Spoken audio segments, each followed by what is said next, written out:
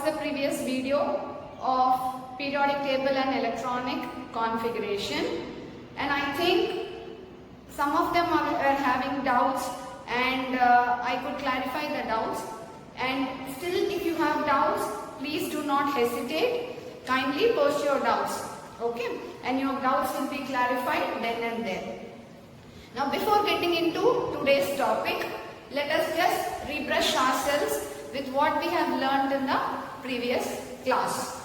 Now, children, do you remember what did we learn in the last class? Something about shells, subshells. Yes, we learned that there are main four shells, that is K, L, M, N. These are the four main shells in the around the nucleus. And we also learned that how many subshells are there? Yes, we have four subshells. Those are S, P, D and F. But we learned according to the energy of the shell, the subshells were also given the energy level. That is, K shell was having only one subshell, that is S. L shell was having S and P. M shell was having S, P and D. And N shell was having S, P, D and F. This is what we studied in the last class. Also, we studied how to represent the subshells. Can you just recollect how were we giving the energy number for the subshells? Yes, we were writing 1s, we were writing here 2s, 2p, we wrote here 3s, 3p, 3d, and here we wrote 4s, 4p, 4d and 4f. So this is what we learned in the last class. So as we told, we have learned to write the electronic configuration. I have given you a few questions as homework. Now before discussing the homework, let me give you a trick in which we can remember how to write the electronic configuration. Now the most important thing which we should remember is the electrons are always filled in the increasing order of the energy level. I repeat, the electrons are always filled in the increasing order of their energy level. Now how do I remember this? Yes, this is an easy way.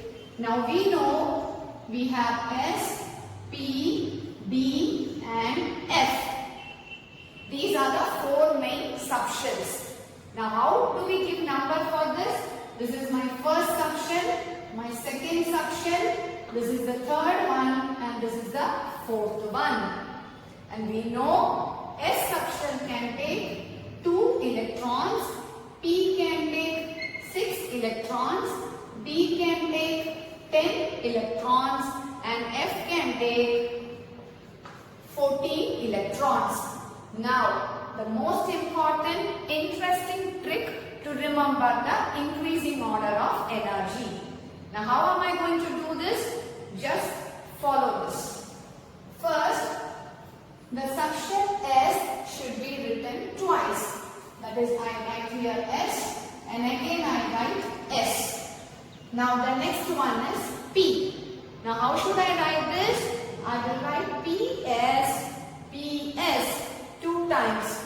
So I write here P, S, P, S. Now next is my D subshell. So I will write D, P, S, D, P, S. So I am going to write here now D, P, S, D, P, S. And the next one is my F subshell. How am I going to write now?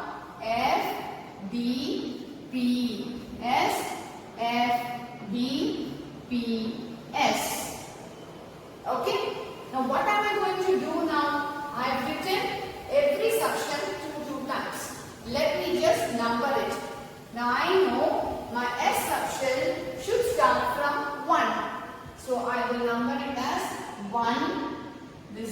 second S, this is my third, and here I have 4, here I have 5, and here comes 6, and here it is 7, and the last one become 8. Now all my numbering for S subshells are over. Now let me go with P. Now we know P subshell starts from 2. So I put here 2P. Again I have here 3P. And here I have 4P. And then same 5P. Here it goes with 6P. And then here with 7P. So my S subshell is over, P subshell is over. Now I go with D. We know D subshell starts from 3. So where is D now? It's here. So I put here 3. Here it becomes 4D. Here it becomes 5D. And here it becomes 6D. Is that clear? Now the last one is F. F subshell starts from 4. So I put here 4F and here it becomes 5F. Now when you are going to read this energy levels, let's see what happens. It is 1S, 2S, 2P, 3S, 3P, 4S, 3D, 4P, 5S, 4D, 5P, 6S and so on. So I just want you to repeat along with me.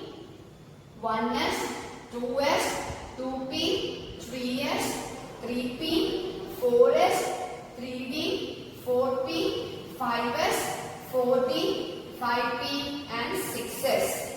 I hope you will remember this, children, once you start writing the electronic configuration for many elements. We will just start recollecting or memorizing this energy level. Yes, children, as I told you, we'll discuss the homework right now. Here you can see the subshell energy level arranged according to the increasing order. I have written only till 3D because we will be discussing only till D block elements. And here you can also see the number of electrons that can be filled in each subshells. Okay. So as per our question, the first element is calcium. So calcium has got 20 as its atomic number, which means 20 electrons are present in the calcium. Now how to fill this 20 electrons? These electrons will be occupying the different energy levels. So first one will be 1s, and we know S subshell can take 2 electrons, so it becomes 1s2. So next here it is 2s. Again S can take maximum 2 electrons. After 2s you can see 2p. 2p can take how many? 6 electrons. So I write here 2p6. After 2p it is 3s. So I write here 3s2. After 3s again I write here 3p. 3p can take 6 electrons. So now we will read the configuration. We'll count the number of electrons. 2 plus 2 4, 4 plus 6 10, 10 plus 2 12, 12 plus 6 18. But we need 20 electrons. So I have to write here 4s. So 4s 2. So when I'm writing the subshell configuration for calcium, I should not write 3D. Instead my electron will get into 4s because 4s energy level is less than that of 3D. So once I write here 3p, after 3p we get 6 electrons. The next electron will get into 4s subshell. Next is magnesium 12, which shows it has 12 electrons. Now these 12 electrons, how do they occupy the subshells? We get 1s, 2. The next will be 2s with again 2 electrons. After 2s it is 2p. So 2p, p can take maximum 6 electrons. Count 2 plus 2 4, 4 plus 6 10. But we need 12 electrons. So after 2p it is 3s. So I will write here 3s2. So this is the subshell configuration for magnesium. The next one is cobalt 27, which shows it has 27 electrons, and it is a d block element. So when I say d block element, you should remember 4s energy level is less than 3d. So electron gets into 4s, then only into 3d. So let us write the configuration. First it is 1s, 2, again then 2s, 2, then becomes 2p, 6, then we will write 3s, 2, then we will write 3p, 6. After 3p, 6 what happens? It is 4s, 2. We know till this it is the configuration of calcium. So 20 electrons are already over. But we need how many? 27 electrons. So the next one is 3d subshell, and we know d subshell can take maximum 10 electrons. So I write here 3d 7. So this is the electronic configuration for cobalt. Now the fourth question which I have given is zinc with 30 as its atomic number, which shows it has 30 electrons. So let us start filling the electrons now. First, where it will go? 1s. 1s will be 2. Then it becomes 2s. Again 2 electrons. Then it becomes 2p. 2p will have maximum 6 electrons. Then after 2p it is 3s. 3s should have maximum 2 electrons. After 3s it is 3p with again 6 electrons. After 3p it is 4s. 4s with 2 electrons. Now how much is here? You can see 2 plus 2, 4, plus 6, 10, plus 2, 12, plus 6, 18, plus 2, 20. But zinc has got 30 electrons. So now the next subshell is 3d, and we know d can take maximum 10 electrons. So now the remaining 10 electrons will be getting into the d subshell. So this is the subshell configuration for zinc. Next is aluminium with 13. So it has 13 electrons. So shall we write the configuration now? It will be 1s, 2, then comes 2s, 2, then we have 2p, 6. So it is 2 plus 2, 4, 4 plus 6, 10. After 2p what do we have? 3s. So 3s again maximum 2. So 10 plus 2 is 12. But we need one more electron. That one electron will get into the 3p subshell. So this is the subshell electronic configuration of aluminium. I think you have seen the homework which I showed you of the 5 elements which I have given to you. I think now you would have got an idea how to do the homework. So today the next topic which we will be learning is noble gas configuration. Now what are noble gases? You would have seen a separate periodic table in your chemistry textbook. Noble gases are placed on the right end of the periodic table. That is, the last column in the periodic table are the noble gases. Now what are noble gases? Noble gases are those which are inert. That is, they don't react. All the electrons are completely filled, which means they have a completely filled configuration. So today we are going to learn about noble gas configuration or short form configuration. So let us see how we are going to study that. We'll take an example, magnesium. So we know magnesium has atomic number 12. That is, it has 12 electrons. Now we'll see how these 12 electrons are filled in the subshells. Now I want you all to recollect your subshell configuration. What are subshell configuration?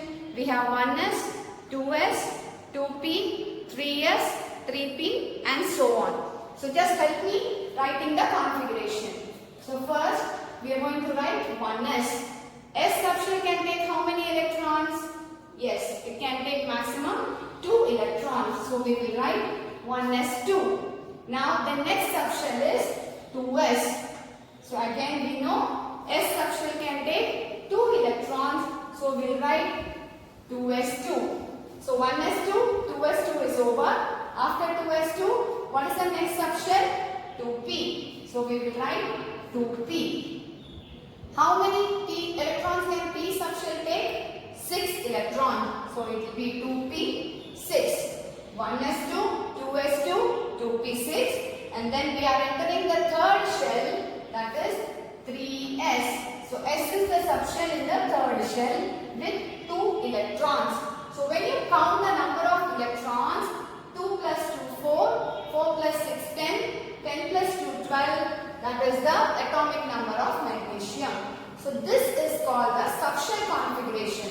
But as I told you, we are going to learn noble gas configuration.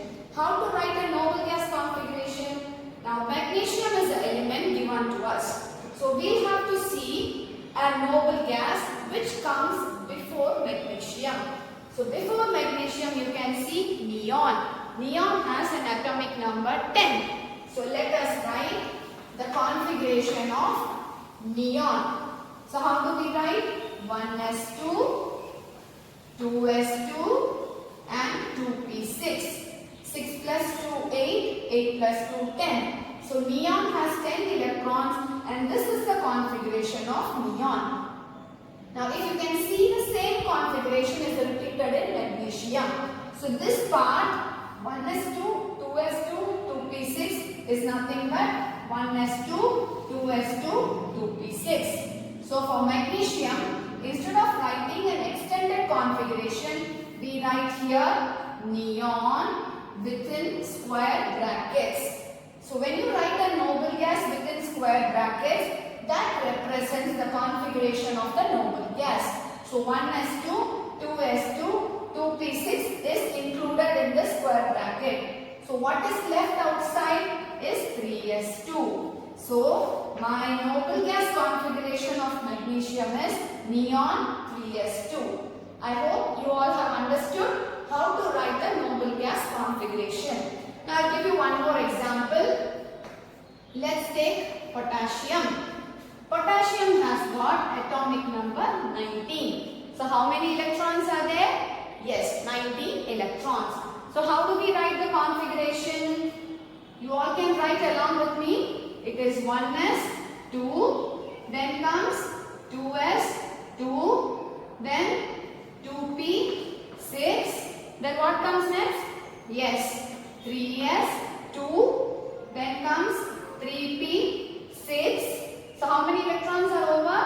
2 plus 2, 4, 4 plus 6, 10, 10 plus 2, 12, 12 plus 6, 18. But we need one more electron. So that will be 4s1.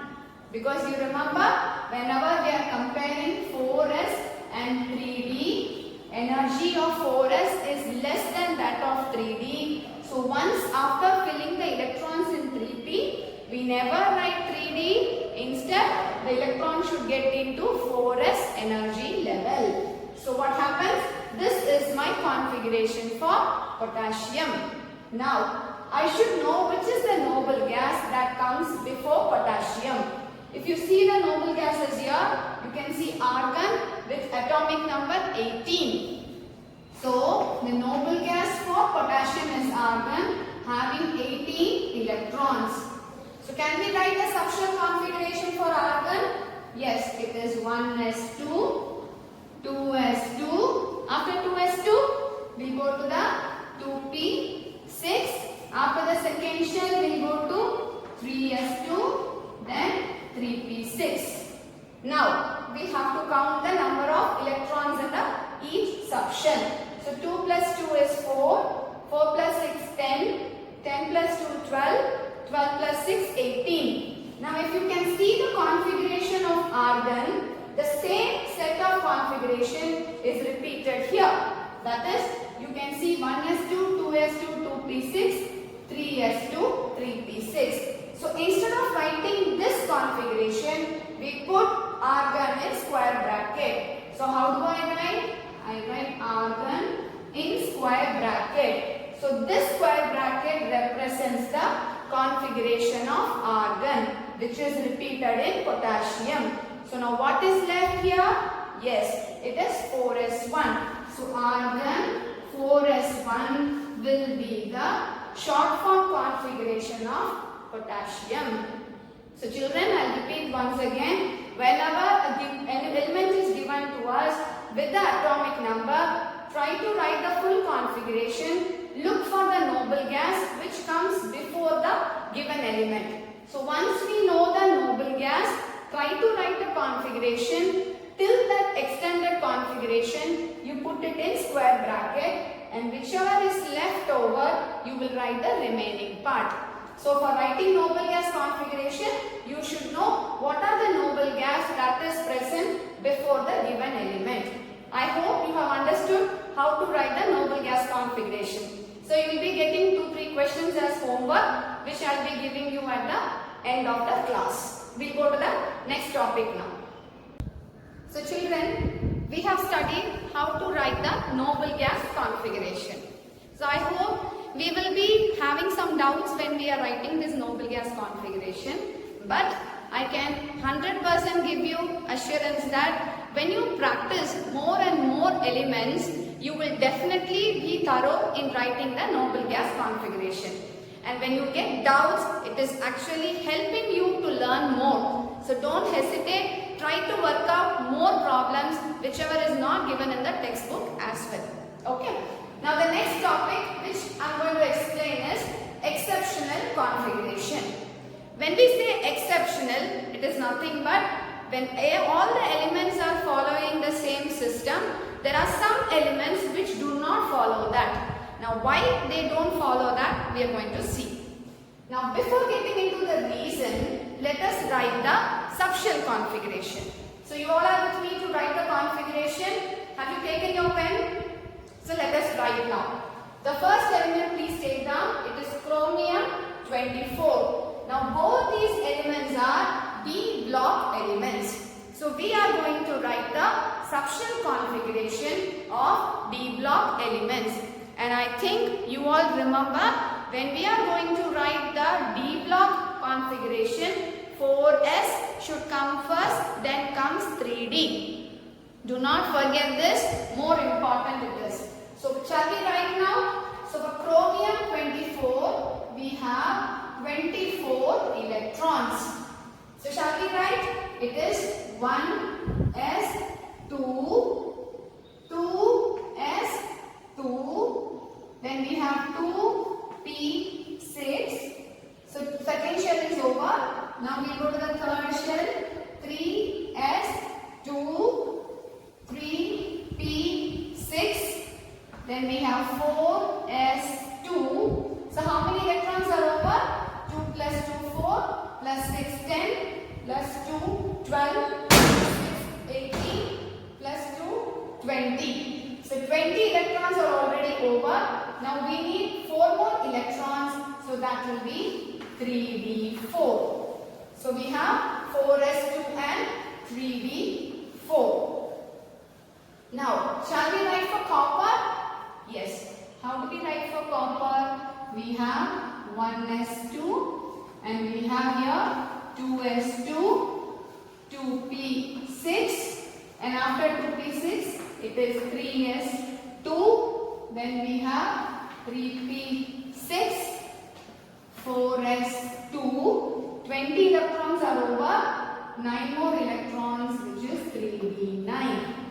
Now when you see here, it is 4s2, 3d4, 4s2, 3d9. Now, why do we say these two elements come under exceptional configuration? My D subshell, when it is occupying electrons, we know maximum it can take 10 electrons. But what happens when the electrons are getting filled? D5, that is half filled, or D10, which is completely filled, are more stable. I repeat again, a D subshell when it is half filled or when it is completely filled is more stable. So that's why we don't take D4 and D9. So what are we going to do? To make this 4s2, 3d4, to make this 3d4 more stable, one of the electron from S subshell will jump into my D subshell. Please listen carefully, children. to make this configuration a stable one, it is D4 here. To make this D5, one electron from S subshell will move into my D subshell. So what do I get here? 4s1, 3d5. You are able to follow me? So what will happen here? The same thing. If I want to make it 3d10, one electron from S will get into D. So it will become 4s1 and 3d10. So what will be the stable configuration? Because this is a repeated question in your board exam. They may give you two configurations and they will ask you which is the stable one. So do not get worried or don't get panic. Look at the D subshell. If it is D10 or if it is D5, that is the stable configuration. The other one is a normal configuration. So I am going to write the stable configuration now. So 3s2, 3p6, 4s1 and 3d10. So how do I write for chromium now? After 3p6, it becomes 4s1 and 3d5. You are able to follow, children? So these are the two elements in the D block. That is the first period here where they follow an exceptional configuration. That is a stable configuration. Because the D subshell is no stable when it is half filled or when it is completely filled. I hope you are able to understand this question. If you have any doubts, please post your doubts to the WhatsApp. Okay, so let us stop here with today's session. I'll be giving you the homework in the slides, and you can do the homework and you can send your answers to me. If you have any doubts, please ask your doubts. Thank you, children. These are some of the notes which we have to write in the file. Okay, children, so you can write these notes in your file and also the homework part. First comes the distance from the nucleus increases, the energy of the electrons in the shells increases, attractive force between nucleus and electrons decreases, and important is the increasing order of energy level of the subshells. I have given only till 5p. Next comes the noble gas configuration. I have done 2 questions in the classroom. How to write the noble gas within the square bracket and the remaining configuration outside the square bracket. So the homework for the noble gas configuration are 3 questions you have. First one is scandium 21, you have chromium 24 and calcium 20. Then comes the stable configuration. We write stable configuration only for D5 and D10 subshells. That is the half filled and the completely filled subshells are more stable. So I have worked out 2 questions in the class with chromium 24 and copper 29. So one I have given in the PowerPoint now. You can write the configuration for copper as well. Okay. Thank you, children.